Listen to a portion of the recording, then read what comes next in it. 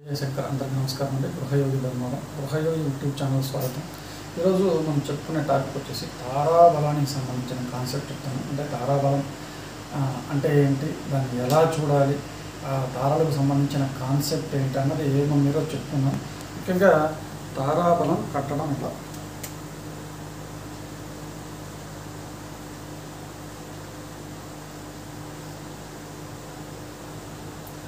ముందుగా మనం తారాబలం అంటే ఏంటనేది మనం కొంచెం బ్రీఫ్గా చెప్పుకున్నాం. అంటే మనకు మనకు ఒక నక్షత్రం ఉంటుంది కదా, ఆ నక్షత్రానికి మనం ఏదైనా శుభకార్యం చేసుకోవాలనుకుంటున్నప్పుడు ఆ నక్షత్రానికి ఈరోజు నక్షత్రం అనుకూలంగా ఉంటుందా లేదా ప్రతికూలంగా ఉంటుందా అన్న కాన్సెప్ట్ తెలుసుకోవడానికి మనం తారాబలం అన్నది చూస్తూ ఉంటాం. అంటే శుభకార్యానికి సంబంధించిన, అంటే మనం ఏ కార్యక్రమానికి సంబంధించిన విధి విధానం తీసుకున్నప్పటికి కూడా మనం తారాబలం అనేది చాలా ఇంపార్టెంట్గా చూస్తాం. అంటే ఆ తార వల్ల మనకి శుభ ఫలితాలు అంటే అనుకూలంగా ఉంటుందా ప్రతికూలంగా ఉంటుందా అనే విషయాన్ని మనం జడ్జి చేసి ఆ నిర్ణయాలు తీసుకుంటాం అన్నమాట. దాన్ని మనం తారాబలం అంటాం అన్నమాట.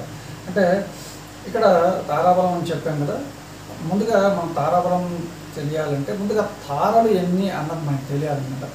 దీనికి సంబంధించిన మహర్షి చెప్పినటువంటి శ్లోకంతో మనం తెలుసుకునే ప్రయత్నం చేద్దాం. ముందుగా మీకు శ్లోకం చెప్తాను, శ్లోకాన్ని ఇక్కడ కూడా రాస్తాను, తర్వాత మీకు వీడియోలో కూడా డిస్ప్లే చేస్తాను అన్నమాట. శ్లోకం ఏంటంటే, జన్మ సంపత్ ఉపక్షేమ ప్రత్యక్ సాధన నైదనం మిత్రం పరం మైత్రంచ అవతారాపకీర్తిత.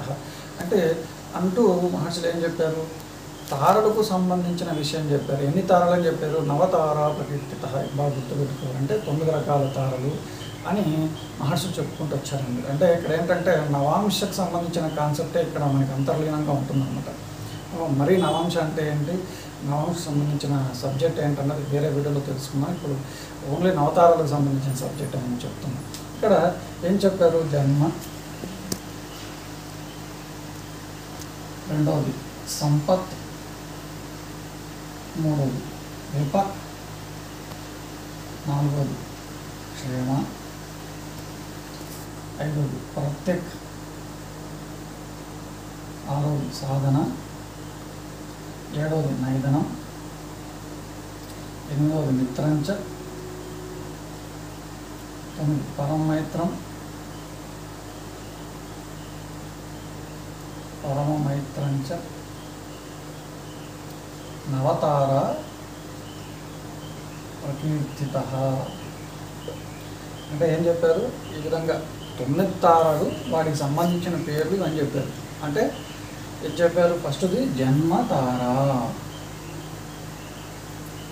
రెండవది సంపత్తార, మూడవది విపత్తార, నాలుగవది క్షేమతార, ఐదవది ప్రత్యక్తార, ఆరవది సాధన తార, ఏడవది నైదన తార, ఎనిమిదవది మిత్రతార, 9వది పరమమిత్రతార అని తారాబలం సంబంధించిన నవతారలకు సంబంధించిన కాన్సెప్ట్ శ్లోకంలో మహర్షి పూరించుకుంటూ వస్తారు.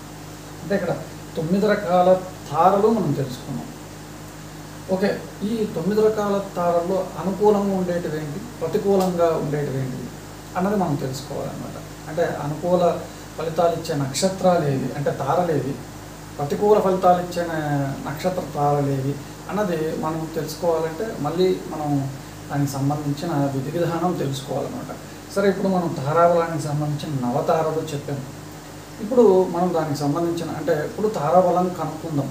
అంటే ఈ కాన్సెప్ట్ తెలియాలి కదా, తారాబలం ఎలా కనుక్కోవాలన్న దానికి కాన్సెప్ట్కి ముందు తారలు మనం తెలుసుకున్నాం. ఓకే, అయిపోయింది. సో ఎన్ని రకాల తారలు వచ్చాయని తెలుసుకున్నాం, 9 రకాల తారలు వచ్చాయని చెప్పాం. ఓకే, ఇప్పుడు ఆ 9 రకాల తారలు వచ్చేసాయని చెప్పాము. ఏం తారలన్నా కూడా తెలుసుకున్నాం, జన్మతార, సంపత్తార అని 9 తారలు తెలుసుకున్నాం. ఇప్పుడు మనం తారాబలం లెక్క పెట్టడం ఎలా అన్నది తెలుసుకొని అంటే తారాబలం లెక్క పెడతాం. తారాబలం లెక్క పెట్టిన తర్వాత మనం ఆ తారల యొక్క ఫలితాలు కూడా మరొక వీడియోలో మీకు చెప్పే ప్రయత్నం చేస్తాం. అది కూడా శ్లోకానికి సంబంధించిన టీకా తాత్పర్యం భావంతో సహా. సరేనా, ఇప్పుడు ఇది నవతారలకు సంబంధించిన విషయాలు తెలిసిపోయి ఇప్పుడు తారాబలం కడదాం. మనం తారలు ఎన్నో తెలుసుకున్నాం, ఇప్పుడు తారాబలం కడదాం. తారాబలం కట్టాలంటే ముందుగా దానికి మహర్షి శ్లోకం ఒకటి తెలుసుకుందాం.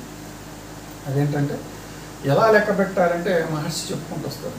జన్మ నక్షత్రమారభ్య నిత్య నక్షత్ర గణ్యతే నవసంఖ్యాహరే భాగం శేష తారా ప్రకీర్తిత అని చెప్పుకుంటూ వచ్చారు. ఇక్కడ మీకు శ్లోకం రాస్తాను చూడండి.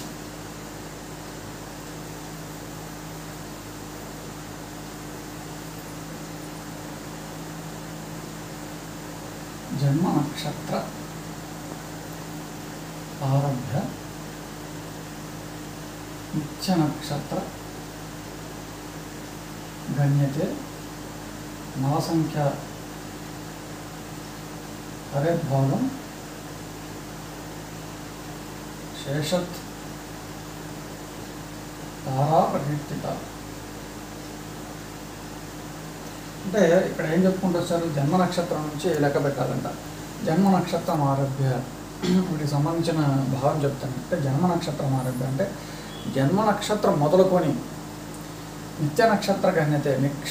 నిత్య నక్షత్రం అంటే ఈరోజు ఏ నక్షత్రం ఉందో ఆ నక్షత్రం వరకు లెక్క పెడితే, అంటే లెక్క పెట్టగా, గణ్యతే అంటే లెక్క పెట్టగా, అంటే 1 2 3 4 అని లెక్క పెడతాం కదా, ఎన్ని నక్షత్రాలు జరిగిపోయాయని. సో అలా లెక్క పెడితే వచ్చినటువంటి దాన్ని నవసంఖ్య. నవసంఖ్య అంటే 9 చేత భాగించాలంట. నవసంఖ్య హరేద్ భాగం శేషతార ప్రకీర్తిత. అలా భాగించగా వచ్చినటువంటి శేషం ఏదైతే ఉందో దాన్ని మనం తారలుగా చెప్పుకుంటామన్నమాట. ఆ తార నెంబర్ ఏదైతే వస్తుందో ఆ తార యొక్క ఫలితాన్ని మనం అక్కడ చూస్తామన్నమాట. సింపుల్గా మీకు గణితం చెప్తాను, గణితాన్ని కూడా మీకు పూర్తిగా ఎక్స్ప్లెయిన్ చేస్తాను. అలాగే ఇంకొక విషయం చెప్పడం మర్చిపోయాను నేను. తారాబలాన్ని గణితం చేయకుండా కూడా మనం క్యాలిక్యులేట్ చేయొచ్చు.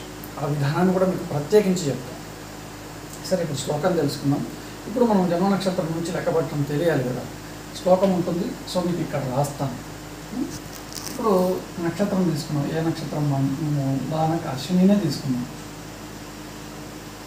మళ్ళీ ఇక్కడ ఒక కాన్సెప్ట్ మీకు ఒక డౌట్ రావచ్చు, సార్ జన్మ నక్షత్రం తీసుకోవాలా, నామ నక్షత్రం తీసుకోవాలా, రెండిట్లో ఏది తీసుకున్నా పర్లేదు, ఈ రెండిట్లో ఏది ప్రామాణికంగా తీసుకోవాలన్నది నేను మళ్ళీ ఒక వీడియో చేస్తాను. సో ఇప్పుడు ఆ కాన్సెప్ట్ నేను మాట్లాడాలి. సో ఇక్కడ జన్మ నక్షత్రం ఆరభ్య లేదు, మీకు జన్మ నక్షత్రం లేదు, నామ నక్షత్రం నుంచే తీసుకోండి. జన్మ ఆర్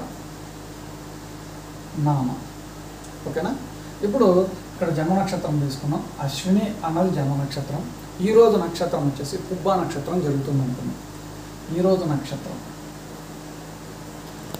ఈరోజు అంటే ఈరోజు చంద్రుడు పుబ్బా నక్షత్రంలో ఉన్నాడు అని.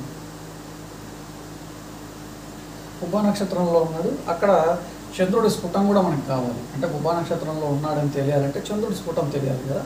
సో ఇక్కడ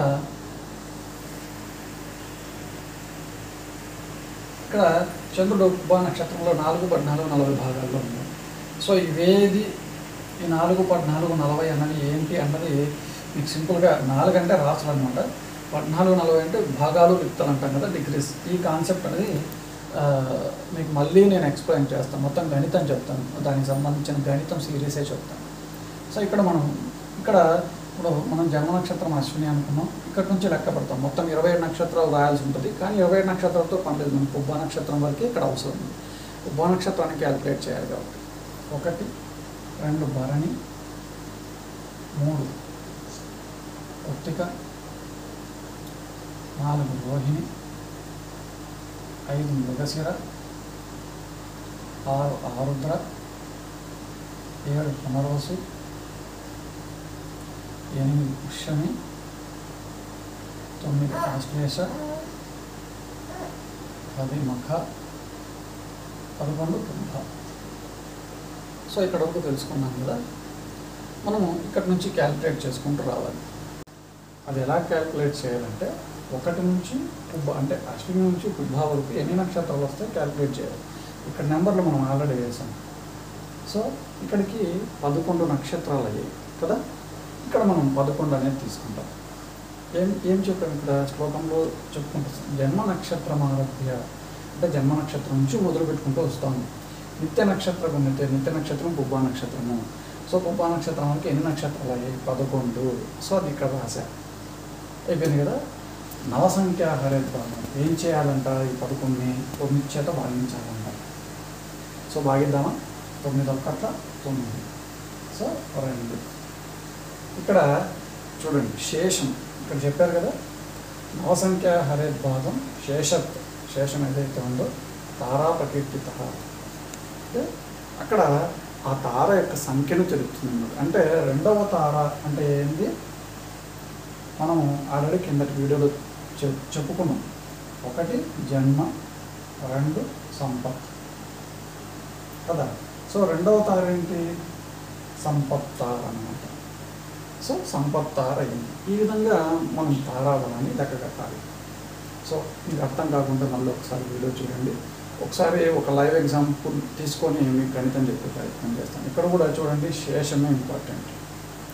సో శేషం రెండవ తార అవుతుంది అన్నది ఇక్కడ. రెండవ తార ఏంటంటే సంపత్ తార అన్నమాట. సో ఇలాగ మనం తారాబలాన్ని క్యాలిక్యులేట్ చేసుకుంటూ రావాలి. మనం ఒకరోజు ఉదాహరణగా తీసుకొని నిత్య నక్షత్రాన్ని, ఆ రోజు చంద్రుడు ఉన్న స్థితిగతులను చూసుకొని, చంద్రుడు ఉన్న నక్షత్రం ద్వారా మన జన్మ నక్షత్రాన్ని తీసుకొని, అలాగే నామ నక్షత్రాన్ని తీసుకొని ఎలా క్యాలిక్యులేట్ చేయాలన్నది మీకు నేను ఇంకొకసారి ఇంకా సులభంగా చెప్పే ప్రయత్నం చేస్తాను, సరేనా. అప్పుడు ఈ నక్షత్రాలన్నింటిని ఒక చోట రాసుకొని మనం దాని థియరీ చెప్పుకున్నాం. ఇప్పుడు సంపత్ తార అనేది వచ్చింది, తారాబలం లెక్కబెట్టడం వచ్చింది. 2 అనేది వచ్చింది, సంపత్ తార అయింది. సరే, ఇక్కడ వరకు బాగుంది.